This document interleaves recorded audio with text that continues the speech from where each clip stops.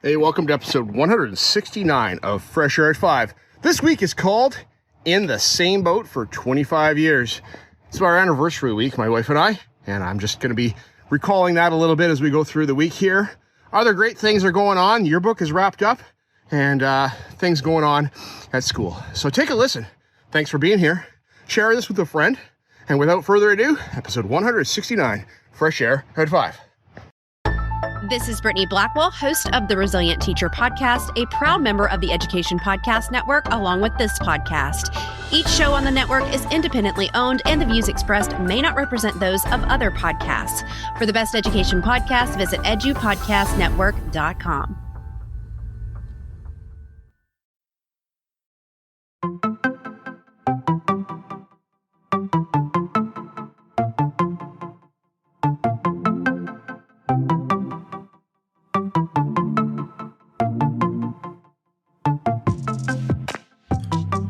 Welcome to Fresh Air at 5, the podcast. I'm your host, Brian Carpenter, coming to you every week from Abbotsford, which is about 45 minutes east of Vancouver, British Columbia, on the west coast of Canada. Fresh Air at 5 is my regular attempt to get some fresh air by walking about my neighborhood, which is located on the traditional and unceded territory of the Stolo people, the Simath First Nation and Mathwee First Nation. I consume podcast content while I walk, then reflect on this content in an unedited video, which I post on my X, formerly known as Twitter, channel every day. This podcast is the collection of the audio taken from those daily selfie videos over the course of a week, Monday to Friday. So let's jump into my listening and learning this past week.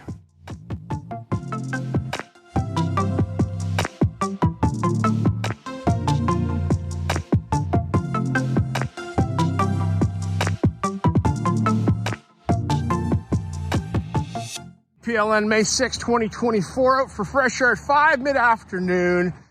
This morning it was raining, but I got a podcast listening. Excited about that. Came home from work, and I'm out for walking as we're getting close to 5 o'clock p.m. here. Almost dinner time. Okay, as I'm walking today, I listened to episode 159 of Check This Out podcast with Ryan O'Donnell and Brian Briggs. And as I'm listening, they recap their session with all the people at Spring Q. And I was there. And dudes, that was awesome. That was so much fun. Thanks for the shout out on the show today. And yeah, I'm glad to hear that you're hobbling around, Briggs, after that epic move at the end of the conference. They bring us a lot of bits of learning that they did. And it was really cool to see the incorporation of AI into a number of tools. For myself, the Adobe Suite was fantastic. I went to their Animate with Audio with Adobe Express, and Claudio Zavella Jr., he gave the presentation with Martine, and they talked about Animate with Audio and how you can just speak into the thing, and that does this animation thing that comes out of some big-sized Adobe product that's built into Adobe Express. I've got my students doing it. Super fun. My students are working on actually a Mother's Day project right now and using Animate with Audio as their audio editor a bit. And yeah, so good. So, boys, if you haven't checked out Animate with Audio, you should do that. Super fun. Yeah, it was so great to be live in person at Spring Q and see Ann Cosmo and others, you know, all the other people that were there. I really enjoyed hanging out with you guys, and it made for my Spring Q to be super fantastic. I talked about that about 3 weeks ago on my podcast, so you can go back and listen. All right, well, that's all I got for now. Have a fabulous rest of your Monday. Okay, bye.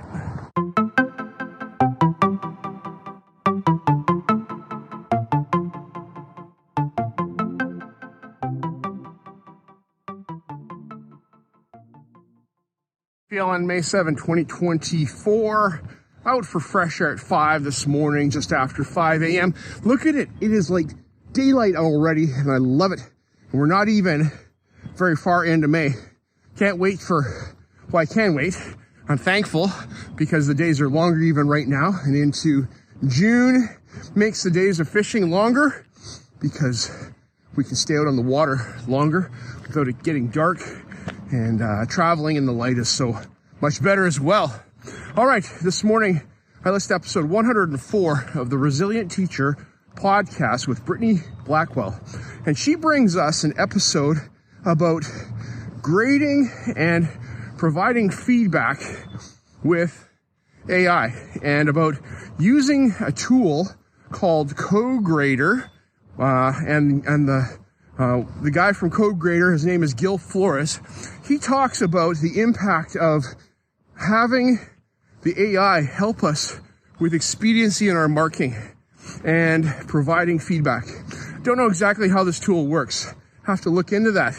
But as far as providing feedback on writing and social studies, like humanities writing, it takes a long time. This tool can help with that. Not sure if you have to drop your student's paper in, probably, so the tool can see it.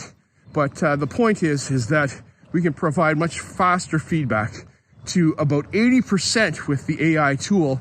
And then as the teacher, the human in the loop, like we talk about, we have to decide whether we agree or not with that feedback and make adjustments so that we can, support our students well. So that is what's going on with the Resilient Teacher.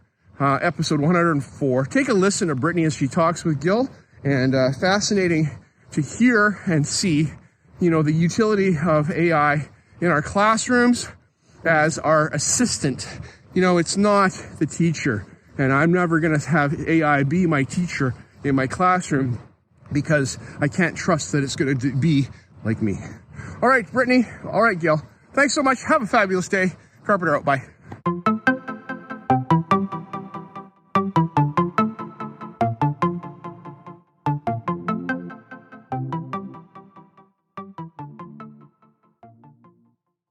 PLN May 8, 2024. It is the afternoon now, and this morning on Twitter I posted that I wasn't walking today because I was celebrating my 25th wedding anniversary with my wife and not walking. But I got home from work today, and it was a good day, but it was a challenging day at work, and I needed to go for a walk.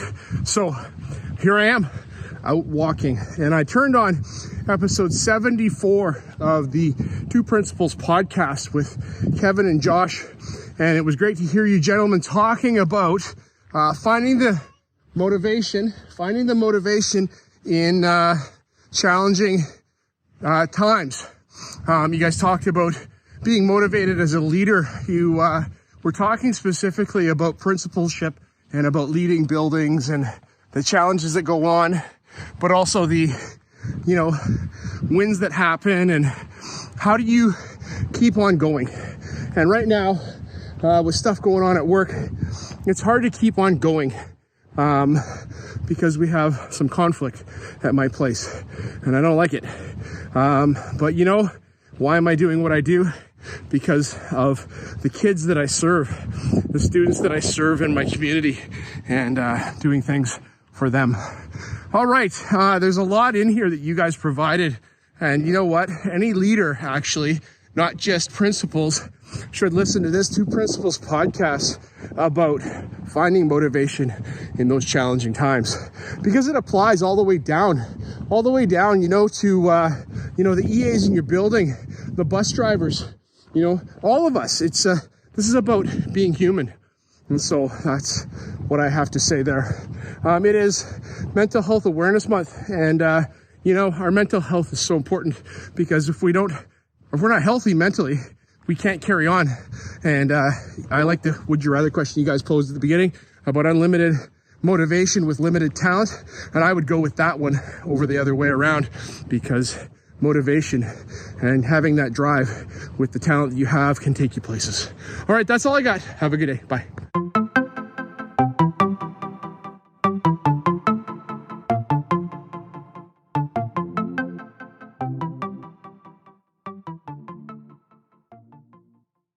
PLN, welcome to May 10, 2024. It is Friday of this week, and it has been a full and rich week.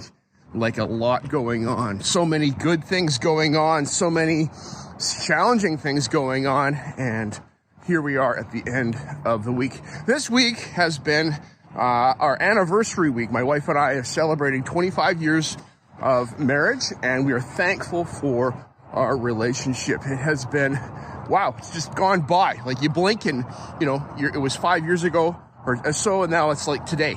But that's the way time goes when you're raising kids and doing all the things. So I'm thankful for our relationship, thankful for our time that we have together, and looking forward to, spending much more time with Wendy as we move forward. All right, this morning, I also the yearbook project with my media design class is almost wrapped up. We are at the finishing stages. I have been fine-toothing this thing and getting it ready for publication to go to the printers today. So setting it over the printers this afternoon, and then we wait a couple or few weeks to get our yearbooks back. So super excited about that. All right, this morning I listened to episode 101 of Evolving with Gratitude as Lainey brings us an episode called Conquering Those Feelings of Indebtedness. And she's talking about the need for reciprocation when someone gives you a kind word or says something or does something for you, that we feel indebted to respond. Reciprocation. It is a thing that we all have to deal with. And the part of gratitude and thankfulness is pausing and then saying thank you and actually meaning that without feeling the guilt of reciprocating. Do something nice for somebody else. Do something nice for that person, but don't feel like you have to right at that very moment. Keep it in mind. Don't keep a tally. That's not a good thing either. So thank you, Lainey, for sharing, and happy Mother's Day to you. And I hope your day is perfect as you wish. But don't feel entitled. That's another thing. Okay, talk to you guys. Bye. More thing for May 10, 2024. Oh, wow. So good to be out. It's a bit later that I'm out now than typically at 5 a.m. Just because of the fullness of the week and, finishing things up late at night. I decided to sleep in this morning and go for my walk a little bit later. So yes, I've got a bit of a later start this morning, about half an hour later. So I'm like, let's go. And doing so, that's really good for me to process things, process what's going on, think about the goods, think about the bads. And on episode 65 of season 3 of Seeing to Lead, Chris Jones brings us an episode called Take Out the Trash.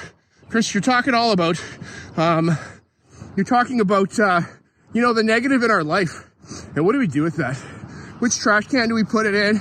What do we do with it? We just stuff it down, or do we deal with it? And it's important that we deal with it and have an outlet for dealing with it. This is part of my outlet of getting out and going for a walk to help process those things.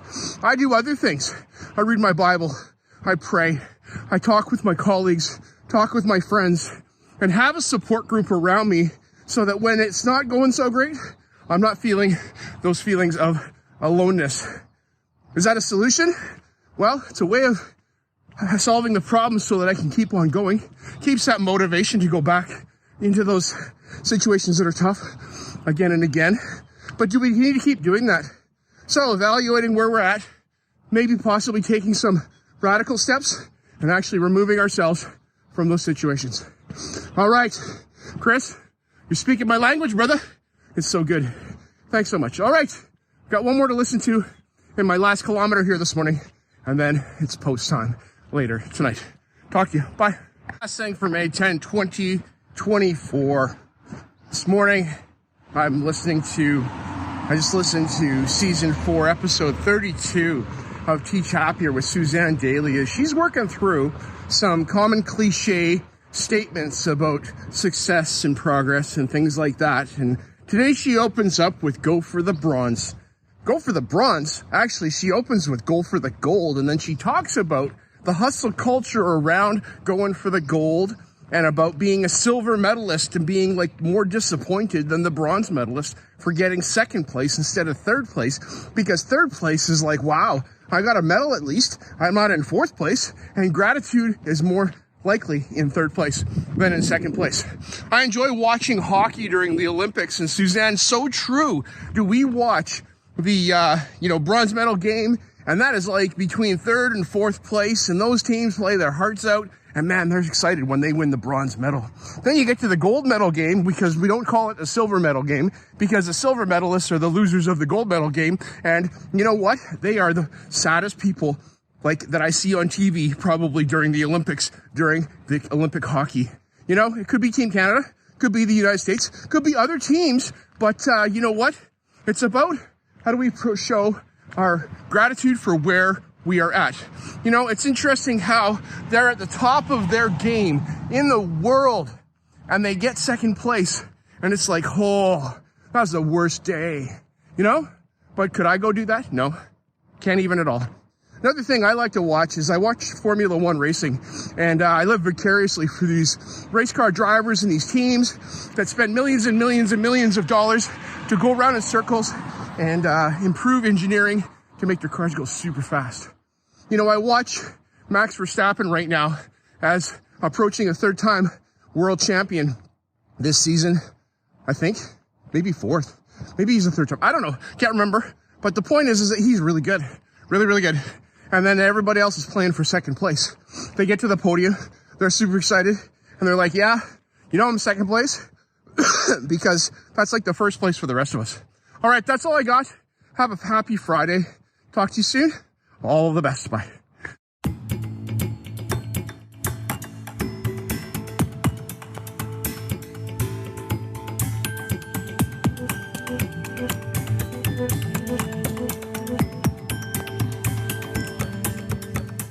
I appreciate you giving me a listen as I've created this podcast experience for you. It's like a unique Blinkist or Coles Notes version of the content I take in, like a highlight reel, so that you can hopefully find some other interesting podcasts you may not have considered before. I've recorded the specific episode podcast titles and episode numbers in the show notes, which are only a click or swipe away for your learning convenience. I've also started to put together a Spotify playlist of each of the episodes so that you can also take a listen to those specifically, and the link to that playlist is in the show notes. Please subscribe so you don't miss any of my upcoming episodes. And if you enjoyed this podcast and its format, share it with someone else. You can also follow me on X, formerly known as Twitter, at Brian Carr, BRYONCAR, or at Fresh Air at 5. Tweet about your experience or give it a review on Apple Podcasts or wherever you listen to podcasts. Fresh Air at 5 can be found on the Educational Podcast Network. Podcasts for educators, podcasts by educators. I hope you have a fantastic day. Get some fresh air before the day is out and take care of yourself because you are worth it.